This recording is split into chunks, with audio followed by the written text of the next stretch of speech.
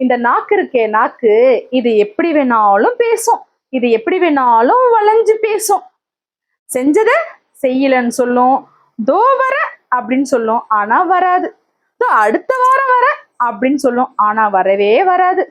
தோ குடுக்குற அப்படின்னு சொல்லும். கொடுக்காது. ஆனா இதெல்லாம் எதோட அடையாளம்? நயவஞ்சகத்தனத்தோட அடையாளம். ஆனா அந்த நாக்கே சொல்லும் நான் நயவஞ்சகம் இல்ல அப்படின்னு சொல்லிட்டு.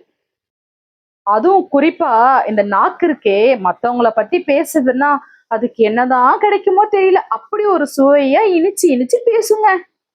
ஒருத்தவங்களோட கேரக்டரை இந்த நாக்கே தோல் உரிச்சு காட்டிடுதுங்க. இதெல்லாம் யாரோட நாக்கு? நயவஞ்சகனோட நாக்கு தானே. நம்ம சொர்க்கவாசியா நரகவாசியா அப்படின்னு முடிவு பண்றதுக்கு இந்த நாக்குக்கு ரொம்ப முக்கியமான பங்கு இருக்குங்க. அதனாலதான் நபி ஸல்லல்லாஹு அலைஹி வஸல்லம் அவங்க சொன்னாங்க, நாவை பேணி காத்து கொள்ளுங்கள் அப்படின்னு சொல்லிட்டு. அதனால எலும்பில்லாத நாக்கு எப்படி வேணா வளையுன்னு சொல்லிட்டு அதோட இஷ்டத்துக்கு நம்ம போக கூடாதுங்க. நம்ம கண்ட்ரோலுக்கு தான் அதை கொண்டு வரணுங்க.